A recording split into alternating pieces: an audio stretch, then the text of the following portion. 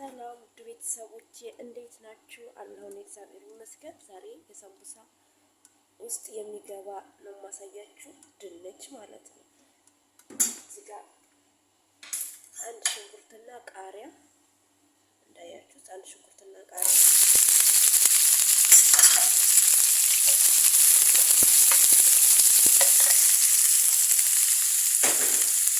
እዚህ ጋር ደግሞ የተቀቀለ ድንች አዘጋጅቻለሁ።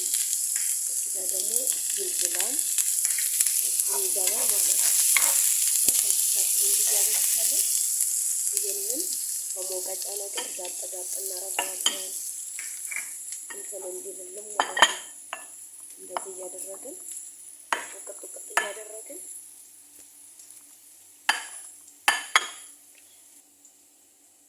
በዚህ መልኩ እንደዚህ ዳጥ እያደረግን ድቅቅ እናደርገዋለን። ከዛ ብስል ካለልን በኋላ ወደ እንትን እንጨምረዋለን ማለት ነው።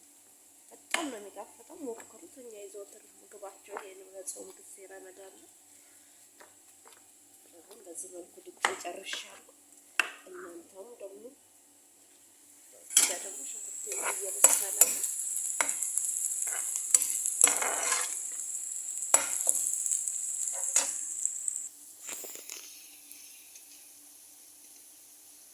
ትንሽ ጨው፣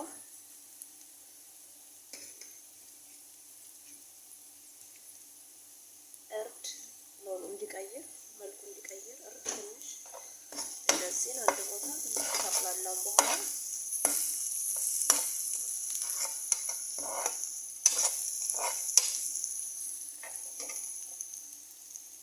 እስከ ጅልጅላውን ካድራ ተፈጭቶ ፍሪዘር ስለሚቀር ነው እንደዚህ መልኩ የሚቀየረው። እነዚህን አንድ ላይ ካረገ በኋላ ከሙን ታወንትን ከቡን ተከፈታለች ነው ለሽታ ጣውን ነው ተሰጠው። እነዚህን አንድ ላይ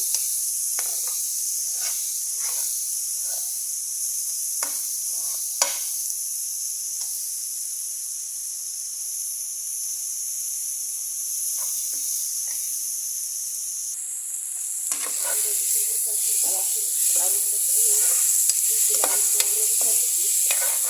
አሁን ተፈጨ እንድንስ እንከፍታለን። ትንሽ ከምን ፓውደር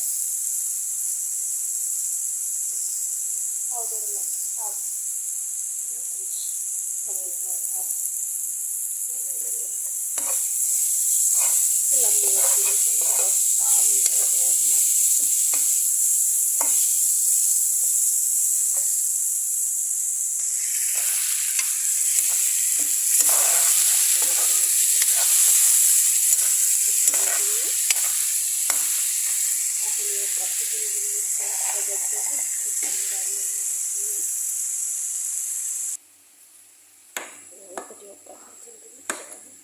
በዚህ መልኩ ጨርሻለሁ። አሁን ወደዚህ ይገለበጣል።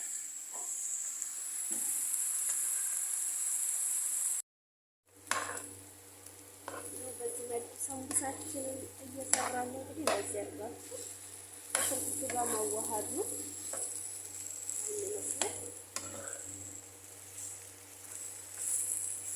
እናንተ ስትሰሩ ቃሪያ በደንብ ጨምሩበት። የሚያቃጥል የሚፈልጉ ከሆነ ሰዎቻችን ወይ ለራሳችሁ የሚሰሩ ከሆነ ቃሪያ በጣም ጨምሩበት። እኔ ቃሪያ ሶስት ፍሬ ወይ 4 ፍሬ ነው የሚጨምርበት። በጣም ሲገባው ቃሪያ በጣም ይጣፍጣል፣ ያቃጥላል። ሶሱ ደግሞ የሚገባበት ሶስ አለ። ተመር ህንድና ሽንኩርት ቃሪያ አድርጋችሁ ማጥቀሻው ማለት ነው ውስጡ የሚገባው እሱ ጋራ ሲበላ በጣም ነው የሚጣፍጠው። እና የሁል ጊዜ የጾም ምግባቸው ይሄ ነው። እኛ ቤት የመጀመሪያው እሱ ከሌለ የሚሞቱ ይመስላቸዋል መሰለኝ። እና በጣም የሚወዱት ምግብ የሰንቡሳ ድንች ነው። በዚህ መልኩ አልቋል ማለት ነው። ሆነ አጠፋለሁ። ውስጥ የጨመርኩትን ያው አይታችኋል። እንግዲህ ያውና ቃሪያ፣ ሽንኩርት ከትፌያለሁ። ተምር ህንዱን ደግሞ ይሄ ነው። ፌስታሉን ከላው ላይ ስለላጥኩት ፎቶ አይታይም። ይሄንን በጠብጣለሁ ውሃ ላይ። ከዛ ይሄ የተሸከሸከ በርበሬ፣ ጨው ትንሽ ሳይበዛ ጨው። ቃሪያው ስላለ ጨው ነው የሚመስላቸው ቃሪያውን ቢያቃጥላቸው እነሱ ይጨምሩበት ተፈለጉ ብዬ አልጨምርም ብዛት እና አሁን በጠብጣለሁ ውሃ ላይ። ይሄው እንግዲህ በጥብጬ ጨርሻለሁ። ይሄን በርበሬ ነሰንሳለሁ ላይ እንደፈለኩ እንደሚያቃጥል የሚፈልጉ ከሆነ እናንተ መጨመር ትችላላችሁ። እኔ ብዙም የሚያቃጥል ነገር ላይ ነው። ያው ተመረንጉን በዚህ መልኩ በጥብጫለሁ። አሁን ጥልል አድርጌ ከውስጡ ይሄንን ፍሬውን ማውጣት ነው። ፍሬውን አውጥቼ አንድ ላይ ሚክስ ማድረግ ነው ከዚህኛው ከሽንኩርቱ ጋር ማለት ነው። ያው አንድ ላይ ሚክስ አድርጌዋለሁ በጥብጬ። ይሄን ይመስላል።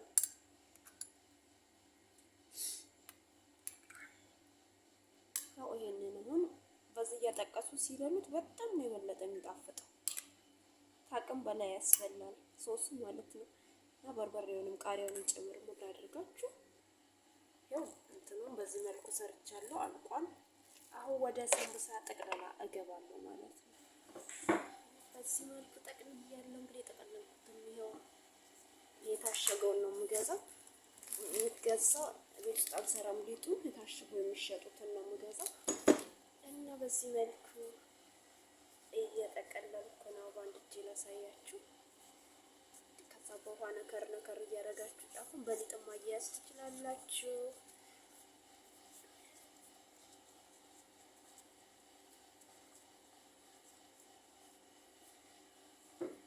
እዚህ ጋር ደግሞ የሰራው ድንች። ሰላም ውዶች እንዴት ናችሁ? እንግዲህ በቀደም የጠቀለልኩት ሰንቡሳ በዚህ መልኩ ጠብሼዋለሁ። ጨለማ ነገር ስለሆነ አካባቢ አያሳይም እና ለጿሚዎች አሁን ዶሮ ምግብ ለማትፈልጉ በጾሞች መስራት ትችላላችሁ። ቀለል ያለ ድንችን ብቻ በመጠቀም አሪፍ ነው። ስሩና ሞክሩት። በጣም ነው የሚጥመው። በጾም አትፈልጉ ያው ጾም በጾም ለሌላ እንትን አሁን ለእኛ ጊዜ የፋሲካ ጾም ስለሆነ መዳም ቤት ያላችሁ ልጆች ስትሰሩ ያው ብዙ ስጋና ሌላ ነገር ስለሆነ ለራሳችሁ መስራት ትችላላችሁ። ለነሱ ሰንቡሳ ስትሰሩ እነሱ ምክንያት በማድረግ እናንተም ትበላላችሁ ማለት ነው። እኔ ሊጥ ውስጥ ደግሞ ምንም አይነት እንትን አይገባውም።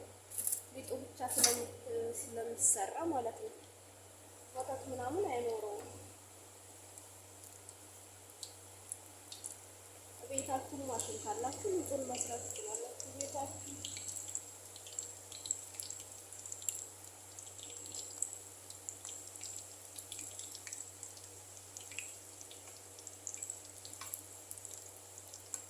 ይሄን ይመስላል ልጆች። አበረታቱ። ላይክ፣ ሼር፣ ሰብስክራይብ እያደረጋችሁ እኔም እንድሰራ እኔም እናንተን ማበረታታታችሁን እያየሁ ቀጥላለሁ ማለት ነው ስራዬ። እዚህ የእናንተን ማበረታታት ያስፈልገኛል ማለት ነው።